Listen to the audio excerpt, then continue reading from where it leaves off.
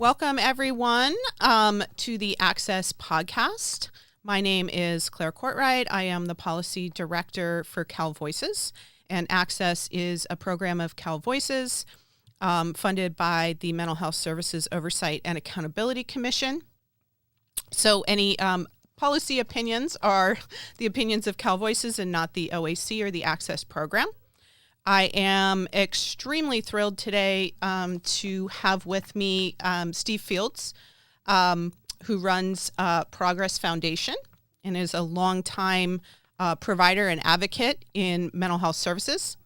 And what we would like to talk about today, and the reason why I'm so happy to have Steve here, is that Steve's career has spanned the dawn of what we call deinstitutionalization in California and comes right up to modern day. And so as we are having a very public and national conversation about homelessness, mental illness, and where policy should go, both at the state and federal level, I think it's incredibly useful for somebody with Steve's background to say from his own experience what deinstitutionalization was. And where we see policy going now, that may be an eternal return of the same. So that was a very long introduction. So Steve, if there's anything you want to add to your biography before we get started on the topic of deinstitutionalization, go ahead. Just in terms of, I guess people understand the context of Progress Foundation. I'll just add, Progress Foundation is a 501c3 nonprofit that exclusively contracts with California County behavioral health departments to provide alternatives to institutional responses to people who are seeking treatment for severe mental illness and or substance use treatment needs. So that's who we are and have been. So we were founded in 1969. That's amazing. Thank you so much for the background on that. So I just want to start us off and ground us in a place. And so I think, when we first met, we sort of vibed and connected over how we hear this story just sort of everywhere, right? In the media, from politicians of all stripes in the state of California, across the country. There's a story about this community and about history, and it's roughly this. We used to put people with serious mental illness or mental illness into locked buildings, state hospitals, things we called institutions, and keep them there indefinitely, just due to their mental illness. And in California, the story is when Ronald Reagan was governor in the late 60s, he decided to save money because the institutions were run by the state of California. They were state hospitals, largely, not exclusively. And so Ronald Reagan wanted to cut costs. And so what Ronald Reagan did was essentially close the institutions. And we just unlocked the doors, people walked out, and they ended up and they were supposed to receive care in the community, and that care in the community was never funded. This population of people disproportionately ended up unhoused and incarcerated. And so now it's time to look at deinstitutionalization as fundamentally a failure in some ways, and fix whatever it was that was a failure about deinstitutionalization. But I think roughly what people mean is it was a mistake not to keep some people in some form of supervised custodial care, long-term, indefinitely for the rest of their lives. So again, just to ground us a little bit, so that's the story, right? But I'm a lawyer and a bit of a nerd. And so I said, well, what was it legally?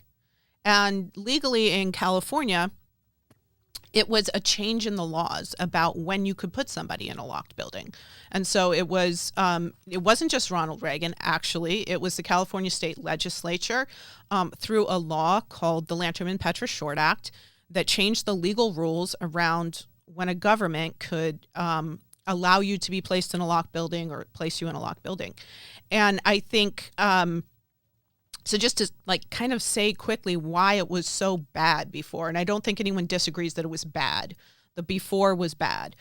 So the before was a judge could place someone involuntarily and indefinitely into an institution if two medical examiners, so two doctors, and the court all agreed that the person was in need of supervision, treatment, care, or restraint, or was a danger to themselves or to others, or a danger to property, which is pretty bizarre, and was in need of supervision, treatment, care, or restraint.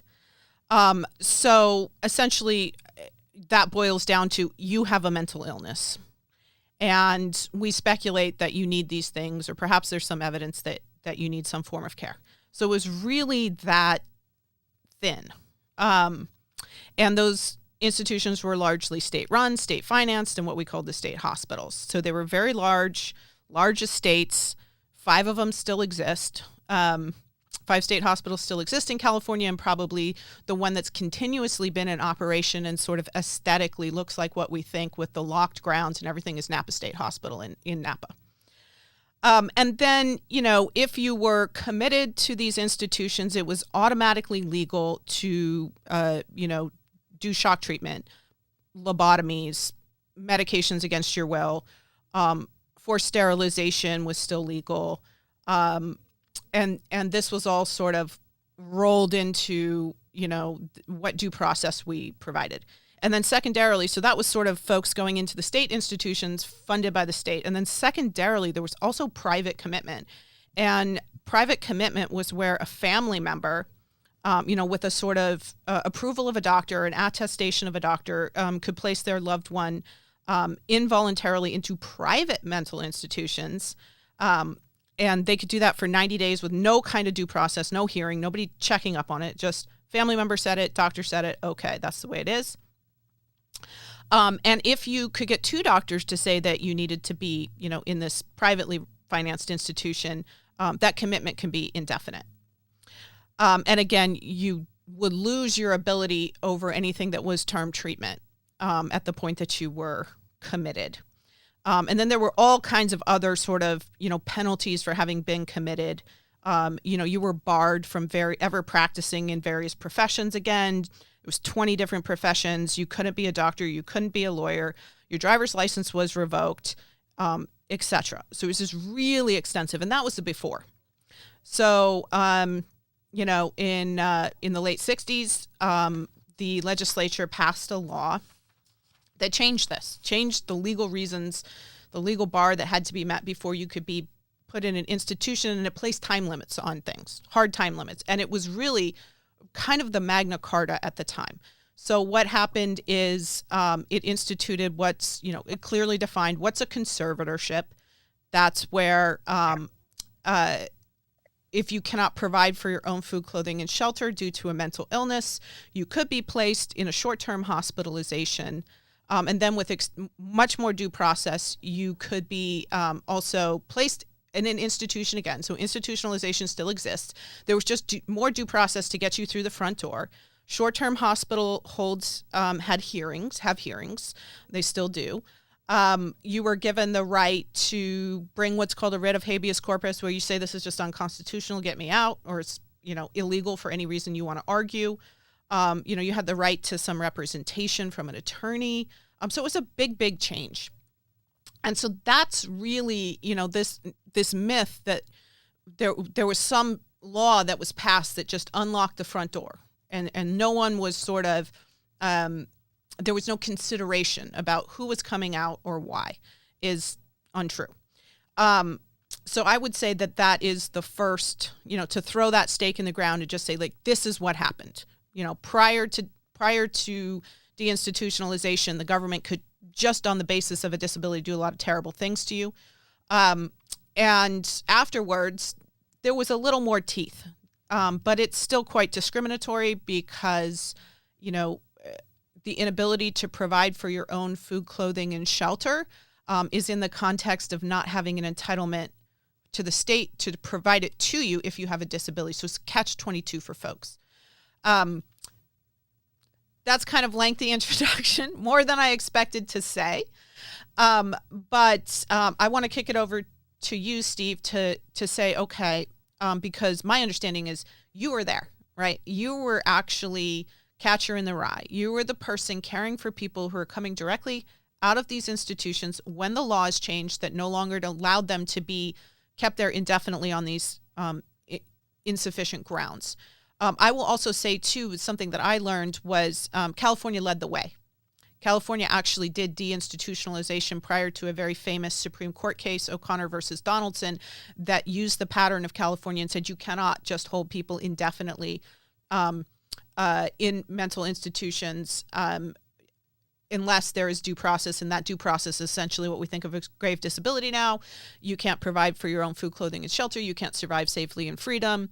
You're a ward of the state. Okay, now we can kind of do what we want. So it's not a great case. Anyways, too much. Your turn, Steve. What was deinstitutionalization? Yeah, right. Well, that's a very concise and accurate description of the environment that followed on the. I still like to think of as a one of the more generous impulses of our culture to take a look at how we were treating what we call mental illness and what had to change. And I think that there were others with me. Let me just give you a moment about my history. I'm not a mental health professional, and I am happy not to be one, because I think there needs to be a secular voice when we talk about policy and consequences of people who get caught up in the behavioral health system. But so I was a conscientious objector in the draft in the late 60s, planning to refuse induction due to a resistance to war, and specifically the Vietnam War. So I applied for a conscientious objector status in order to prolong my time in the community before I had to refuse induction. And my introduction to the mental health world came out of that consequence. I received a CO status from my draft board, and I had to find alternative service. It's part of the deal. If you get a conscientious objector status, you still have an obligation to give back to the community in some way with 2 years of service in one form or another.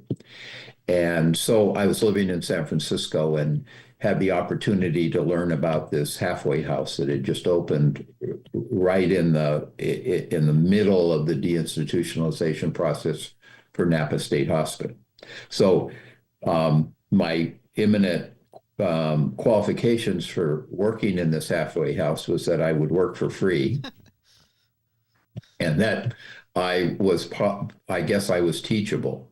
So I took the job because it sounded like a way to spend 2 years doing something meaningful for the community as an alternative to war, and landed in this halfway house that was less than 2 months open, started by a psychiatrist. She was interested in trying to find ways to create opportunities in the community for people who were going to be coming out of the state hospitals. And so I walk into a program where I knew nothing about mental illness. Everything I thought I knew about mental illness was, I went to Harvard University. I had a chance to take psychology classes and learn everything. But the reality of the situation was I wasn't interested in that side of things. I was interested in a different agenda. So I walked into Progress with everything you pick up from social media television was social media back then, 3 channels. But the popular perception of mental illness hasn't advanced much since 1969 in terms of the fears, the over-attribution of violence to people with mental illness, the fact that Hawaii Five-0, which was a popular TV show, every season seemed to have one show where a psychotic person went on top of a big hotel and shot people. Then Dano arrested him and McGarrett booked him. I don't know how that went, but I had all of these perceptions. I did not have mental illness in my family that I knew of. things emerged later, but in those days it was not something that was openly discussed. So I'm in a house where I had with 5 clients living in a small halfway house in San Francisco, who all had been discharged at one point from Napa State Hospital, but also had already had local inpatient stays, which was part of the community mental health infrastructure that was being developed. And so and I'm still there. That's the only reason I think I haven't. There's probably a lot smarter people, a lot more analytical people who've retired since 1969. I have not been able to find a way to retire. We're still opening programs in counties, San Francisco, Napa, Sonoma, Marin counties to try and address the opportunity that was presented to us back in 1969 as a nation, but also as a state, and certainly by local counties, to envision and implement what a community mental health system should look like. If we had started there instead of institutions, what would we have valued in terms of how we see the arc of somebody's recovery from the symptomatology and diagnosis of severe mental illness? What would their life be like? And it became clear to me, very early on in working at Progress House and trying to connect with local hospitals and other things, that I approached it from kind of a social justice point of view. It was the only context I had, but little did I know that probably the predominantly misunderstood aspect of how the nation and how local jurisdictions deal with mental illness is a justice issue. It's not a healthcare issue. Until we address the way in which we exacerbate someone's mental illness as we define it, by intervening, over medication. People who were actually, in my early days in the early 70s, being literally killed by being over medicated so that they could stay out in a community where there were no services that were relevant to what they wanted or needed. There's so many aspects that I felt like I was sitting in an environment at Progress House with clients who were living there, and I guess my frustration started to build when I saw how limited and how narrow the division was of even a progressive city like San Francisco that was trying to implement what was now called community mental health. So what you said about it's the original sin from my point of view of what our mental health system still hasn't acknowledged and taken full responsibility for, which is when we developed the deinstitutionalization policy nationally and in other places, it was implemented so quickly for a lot of very basically mundane reasons, to save money, to move costs to another setting. What we did not have working, and what I kept looking for in my early years at Progress House, was what's the vision? Where's the federal vision for now that we have the resources to develop a community mental health system of care?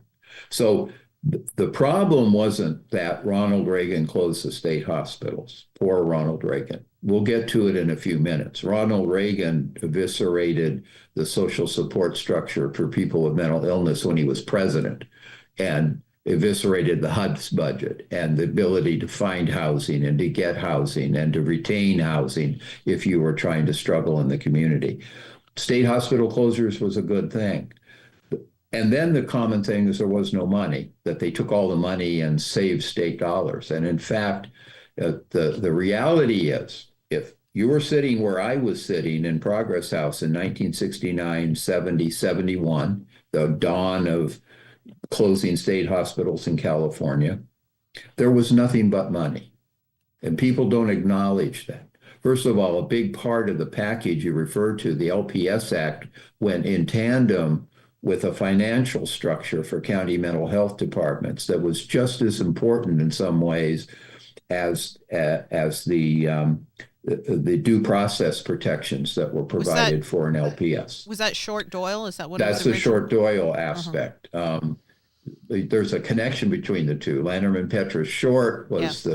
was the very conservative Southern California legislator, by the way. Frank Lanterman was as right wing a Republican as you could find, with two liberal Bay Area senators who passed the LPS side. And then the Short Doyle funding, which was actually initiated way back in 1957, but it wasn't conducive to counties because it required that they come up with 50% of the funding for the state. The revolutionary thing that Short Doyle money did was it changed that formula from 50-50 state and county participation to 90% state funding, 10% local funding. So it kickstarted counties being willing to develop community programs. So now 90% of the cost of a hospital bed, 90% of the cost of a day treatment program were being paid by the state. So that was so important to counties starting to think about things. So I'm going to play Mythbusters and reground us in the myths that we've busted. So one, I would say the first myth that is busted just by the change in the law is that institutionalization went away. It didn't. Right. It's still legal to institutionalize people. We still have people institutionalized. We don't even know how many, because they are not only institutionalized in state hospitals, they are now institutionalized in a growing ecosystem of private locked facilities, what we call institutes for mental disease. It's the federal thing. But so, one is it still legal for the state of California to take somebody and essentially on the basis of their mental illness, place them forever and ever in a locked facility? The answer is yes. Institutionalization never went away. The front door is what we call a conservatorship. Two, the state hospitals aren't gone. They still exist, some in continuous operation. And, I really appreciate, one of the reasons I wanted you on so much is like this myth that there was no money. There was no money. Reagan saved them, closed the state hospital, saved the state a bunch of money, and we never funded community-based resources, community mental health. And I love you for busting that myth. As you said, there was nothing but money. So given that there was nothing but money, and I think we both share the perspective, however, that our quote unquote community-based mental health system is still failing to serve people in some ways. But also, I just want to acknowledge that you disambiguated, you took apart, right, the difference between mental health treatment and folks having their basic needs met, like need for housing, food, clothing, and shelter, as the conservatorship says, right? Where did we ever meet those fundamental, needs that every person has, regardless of whether they have a serious mental illness? Why are we continuing to refuse to meet those needs? There's no program that entitles a person that can't work to these benefits. And, I really like that you paired it with Reagan cutting HUD. I think this is a really important point too, is, the social safety net for those basic human needs that got axed, and that impacted this community. And so, given that I think we're on the same page of, look, there's a difference between having fundamental bodily needs, like the need for shelter, that really aren't medical needs, right? They're just human needs. And that's a justice issue that has never been addressed. But then secondarily to it, there is supposed to be, something we call treatment. Maybe we want to call it supports. Maybe it's not totally medical. But from your perspective, given that there was nothing but money, and also that we still have a system that is failing folks largely, what went wrong? There was nothing but money. So, I think you mentioned vision and people not having a sense of what a community-based mental health system would mean, what treatment in the community means. All right, so you got all the money in the world. Where'd it go off the rails? Well, okay, just for people who may be thinking, gee, Short Doyle was the money, there, not only was there Short Doyle, there was Medicaid. Because remember, probably the most sweeping health insurance policy in the United States was pushed through at the federal level for Medicaid.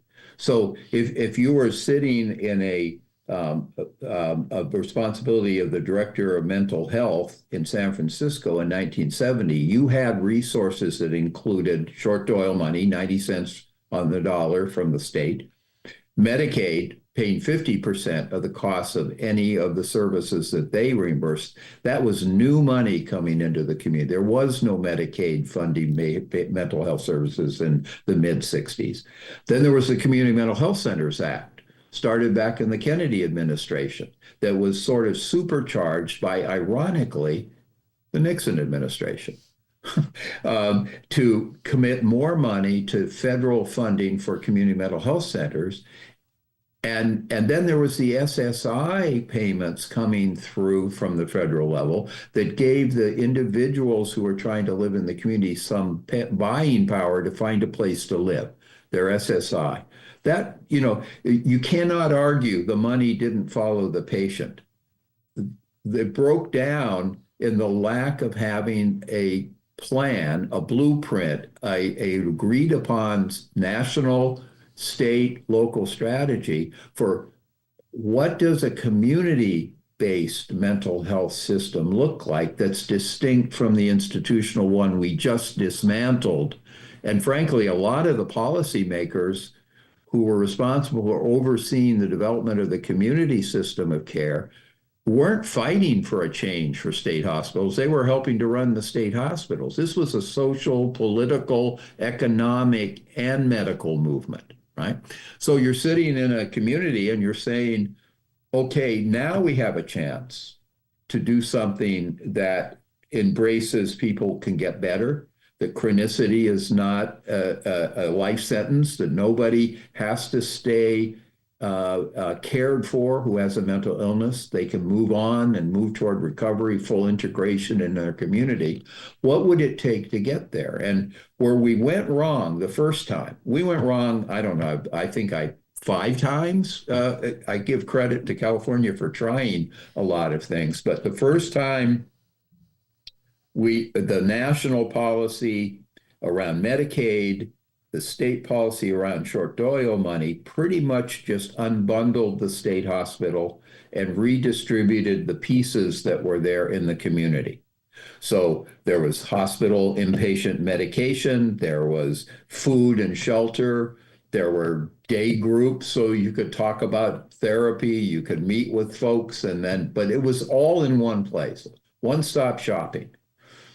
When Medicaid got into the picture, they funded hospitals, inpatient beds, they funded outpatient treatment, they funded day treatment programs, they funded consultation and education and emergency services.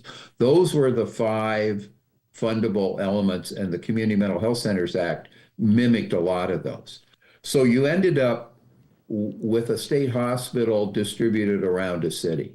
Got it. And now you had a group of individuals seeking treatment who were not locked up involuntarily yet in the community.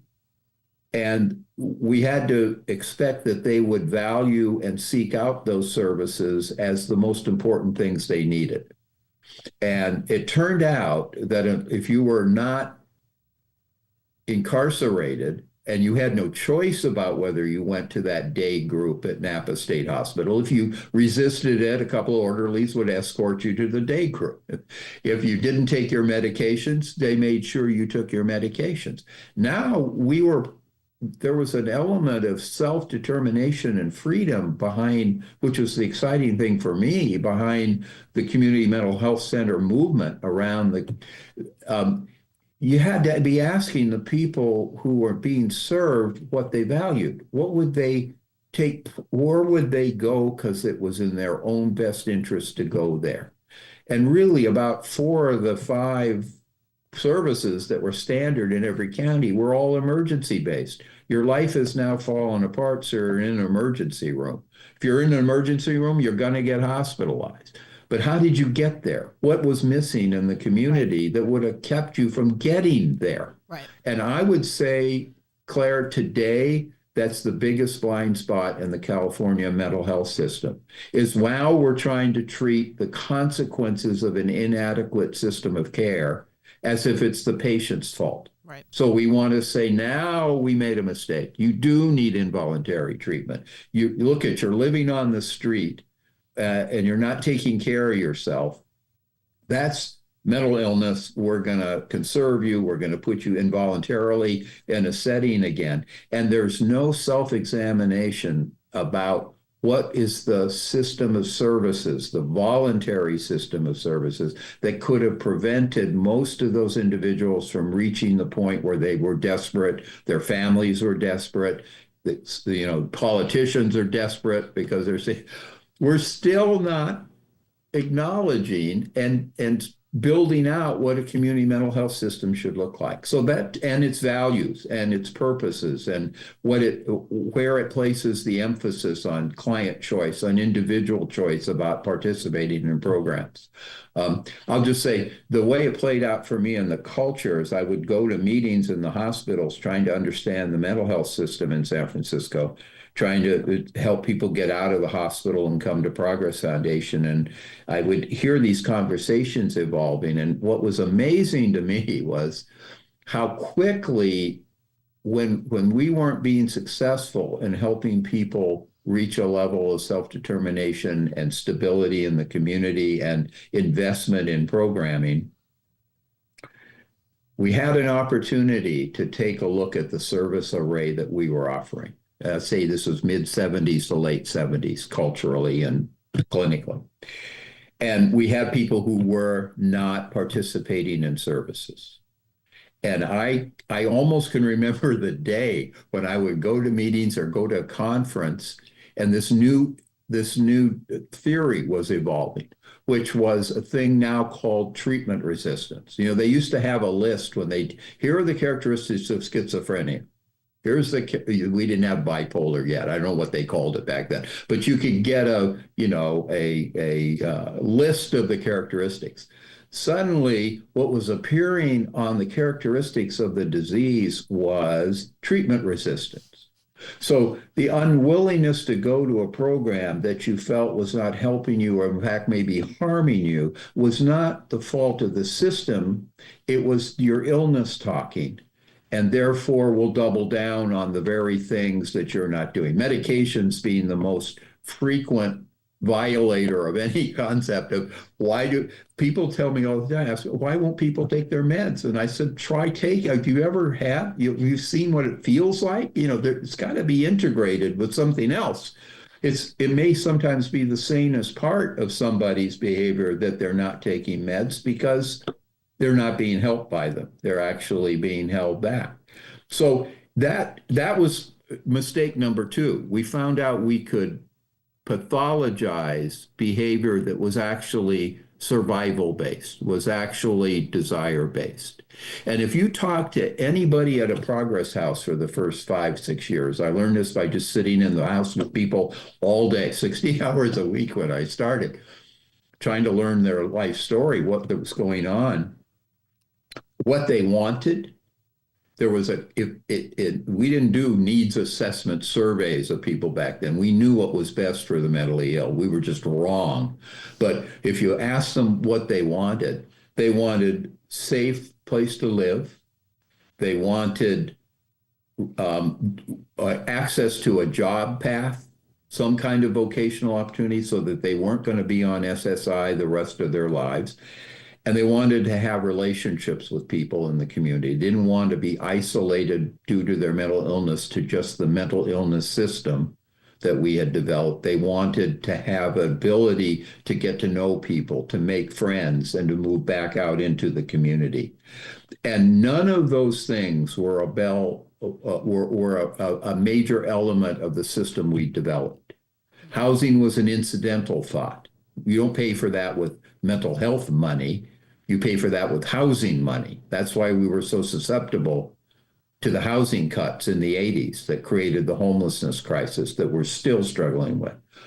There weren't systems where you lived with people to help relearn how to have relationships with folks after coming out of institutional care. There weren't treatment environments that were developed as social relational experiences. They were just treatment methodologies. And of course, to this day, we still fail on the idea of some kind of vocational pathway for people who've had their education, their development in terms of economic capability interrupted by a mental health system that didn't value vocational rehab. That was the Department of Vocational Rehab's job. We missed the point on what was required to provide a thriving community treatment system that was built on self-determination, not on care or patronization. Thank you so much for that. That was wonderful, and I want to highlight a couple things and connect them also to what I think old school. It was called the consumer movement, right? I am a person with serious mental illness, right?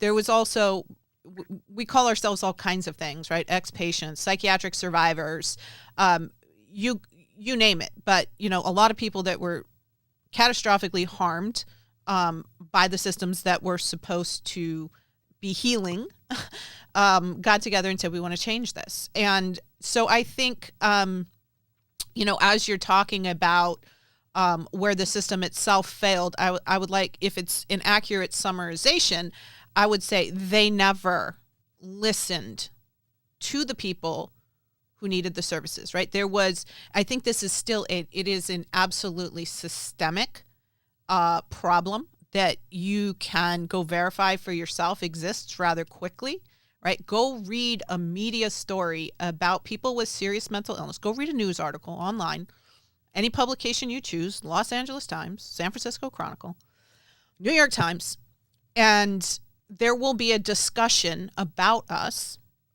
and we will never be quoted, sought out. We will never be allowed to tell our own story. Any story about deinstitutionalization, any story about the current failures of mental health services or a social safety net, none of it comes from us. And I have recently started to describe this to people as, like, please observe that in the English language, the idiom, the way that you say, do not listen to someone. Put your fingers in your ear, dismiss everything that they have to say and dismiss them is to call someone crazy. And I think that, as you were talking, it seems to me, and you can correct me if I'm wrong, it seems to me that something that would have been revolutionary at the time is if more people did what you did, right? Which is to say, mental health services should be informed and possibly even designed by the end user, by the person supposed to benefit from them. And our devaluation, dehumanization, biological supremacy has continued to silence the people who are supposed to benefit, in having any kind of not only substantive, but leadership role in what these things should be. We keep telling people what they should want and need. And as you say, when they say, no, that's not what we want and need, they're pathologized. It's part of your illness. And I think, the other thing that I would like to highlight that I feel I heard you say was the system has forever entertained both a hypothesis and conclusion that if mental health services fail, or a client decompensates, ends up incarcerated in the criminal injustice system or in a state hospital again, it is always the patient who failed. It is the patient who failed. It is the hypothesis and it is the conclusion.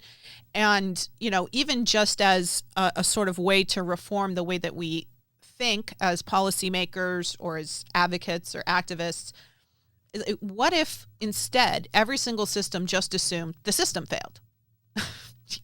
Let's just use that as a hypothesis, regardless of whether it actually would pan out, regardless of whether it's correct. Wouldn't you get more progress at this point after 60 years of blaming patients?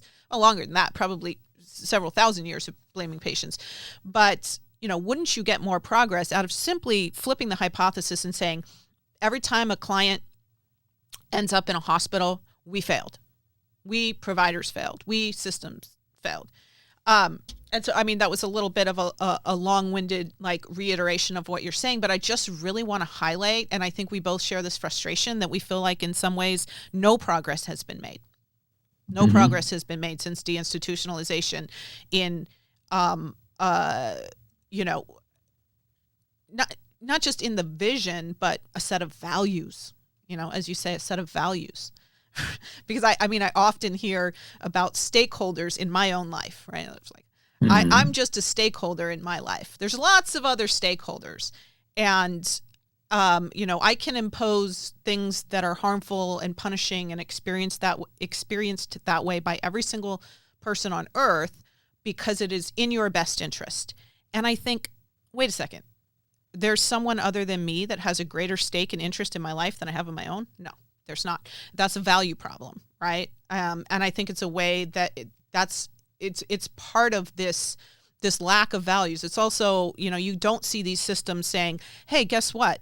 We keep using these interventions that we know are inherently harmful, like locking people in institutions. You cannot imagine the suffering that causes. And we're saying it's inevitable. We're saying it's unfortunate but inescapable. And there is no, you know, upstream thought about whether that is unavoidable or inescapable. And the system is still unable to throw a stake in the ground and say, you know what? These interventions are carceral and violent. It is not desirable to do carceral or violent things to people with disabilities. So that's our North Star, right? Just that is where we are trying to go. The elimination of carcerality and violence. Justice, as you say. And it can't even do that, right? It can't do that. It can't do a thing that we should all be able to agree on is a desirable place to try to go. However long it takes, however much innovation and shifting and rethinking and whatever it takes to get there, right? But the system doesn't care about us like that, right? I mean, carcerality and violence is just fine. You know, we're the stakeholders, we're the neighborhood association, we're the mayor, and you know, our problem with you being unhoused, fully inside psychosis, unsheltered on our streets, our problem with you can be very quickly solved with violence and incarceration. But if you are the person experiencing unsheltered homelessness, living fully inside psychosis, both your medical needs, your basic human needs for food, clothing, and shelter, and your non-material needs for friendship. As you say, what do people want? Purpose, jobs, friendship, right? None of your needs are actually going to be met by violence and incarceration.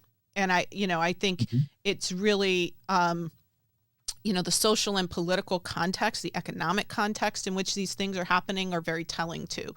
Because, you know, I feel like in some ways history is cyclical. Here it comes back around again. You know, people who have been utterly neglected and abused are being viewed as a social problem, not as people. And so how are we going to solve this social problem? Well, we're going to do what we used to do, which is use force, segregate people into involuntary systems in one way or another. The innovation now is not the locked state hospital. It's the unlocked state hospital. It's the outpatient commitment order that tells you you have to live in this place. So, you know, I mean, that was sort of a rant and a complaint about, you know, where things are. But you know, I think a justified one, and I think one that's observable, especially to folks that have spent as long being in community with and serving this population over decades and decades of watching these things play out. Mm-hmm. And you know, it in some way, that's just a riffing technique. It occurs to me when I'm listening to you, Claire, in that context is, you know, we now have a cultural cliche that grows out of, I guess, the people's fascination with, say, recovery from alcoholism or drug addiction, which is the phrase in the context of recovery where the idea that insanity is trying the same thing over and over and expecting different results. So yeah, I'm sure there's coffee mugs and T-shirts with that, but if you apply that concept to the 50 years of public policy behavior in the nation and in California and in counties throughout California to varying degrees, um, that's what we've done. And the only value that I seem that I have sick wandering around is everyone else is retired and I'm still here. So I've gone through every iteration of opportunity lost, opportunity squandered, to go back to the same old frustrating answers to the problem. So that, in the dawn of deinstitutionalization, inpatient, I mean, I think San Francisco had 700 inpatient beds. I mean, and it was 3 months. Inpatient treatment for severe mental illness was like short-term treatment back in the early 70s was 3 months of treatment. So at least you were housed for 3 months. If nothing was happening to help you get better in the hospital, that's beside the point, but you had a place to sleep and you got food. Well, now it's 8 days, maybe 7 days, and people are back on the street. Nobody takes on how drastic a shift that kind of thing is. So, the first big um, uh, uh, evidence for me that we were dealing with an intransigent kind of self-interested control power issue in the systems of care thing was so we have all this money in the communities in California, better than most states had, a lot of flexibility, short dwell money paid for a counselor in my halfway house and for a psychiatrist in a hospital, depending, there wasn't any hierarchical limitation like Medicaid had on who could do what. But is so that we're going through the 70s with the second and third generation of people who are now no longer being sent to a state hospital for 10 years, 15, 20 years. Our client population, our services, our consumer was now cycling in and out of local facilities. And as you said rightly, state hospitals have not closed nationally on anywhere near the level people think they have. Right. They've been utilized in California in various ways. They've become a quick turnaround inpatient setting, not a long-term proprietary forget about them setting. So they're still being setting there. So we had this chance with this money and some leadership maybe starting in the late 70s to be developed under the Carter Commission for Mental Health that really did start to try to identify the complexity of what a community mental health system needs to look like. One of the earliest, equity and inclusion conversations was, Rosalind Carter leading that commission. It was really kind of an exciting time. But what was happening in the healthcare system for mental health is we weren't going all in on a different, say, recovery or rehabilitation model where people got a chance to learn skills and move on and get more and more involved in the community. We were still on a stabilize and maintain model. Was when the counties were so lacking in imagination, so lacking in creative leadership in the counties in California, that when the state hospitals became really hard to access regularly for counties, the skilled nursing industry swept in and said, we got a solution for you. And I saw it happening right before my eyes, where without developing community-based 24-hour systems of care, without developing crisis programs in the community, without doing all these other things, it was easier for counties to buy beds in these big for-profits, the Telecares and the Canyon Manors and the Crestwoods of the world, because they were involuntary.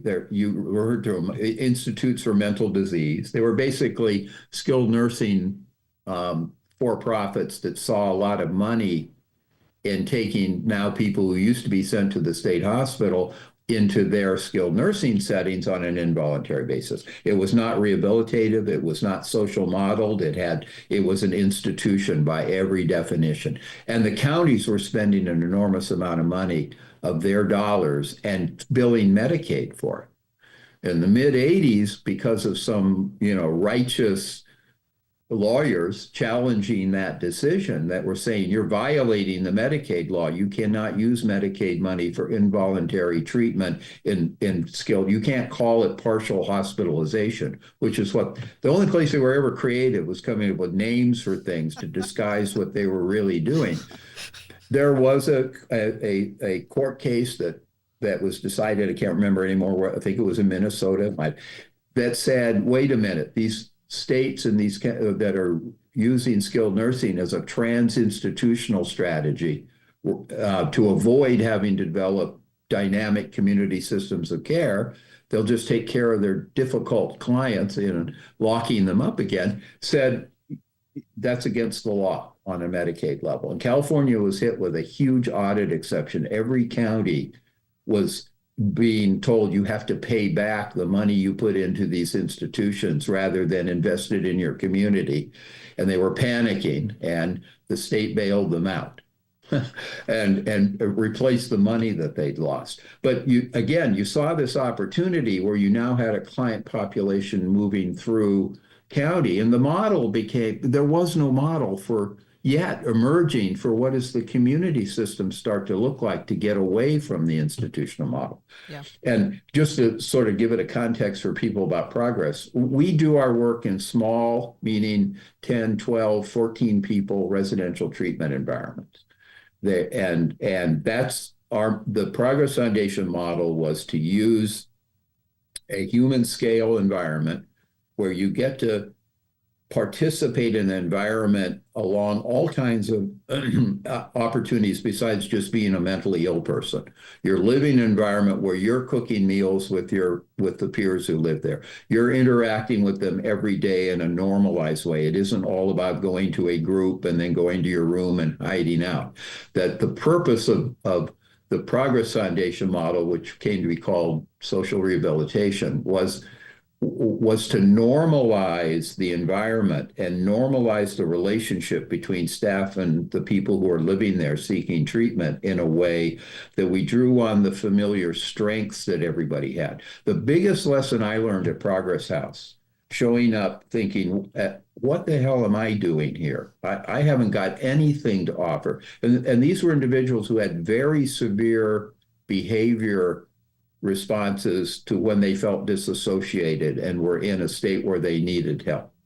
And I was sitting there thinking, I got to figure out some role here because I don't understand what I'm supposed to be doing. And what I learned was by living with people, I would work I'd work 14 hours a day. I'd go home overnight and come back to the program in the morning, was I got to see people through a course of every possible thing. I was taught to cook by a client who I might come back the next day to the program and she might have harmed herself overnight because she had reached a point where she didn't know what to do with the feeling she had and the thought she had. And so I'd incorporate all this stuff into seeing that a person's day was more complicated and more normalized if they had an opportunity. So that's the basis of the Progress Foundation thing.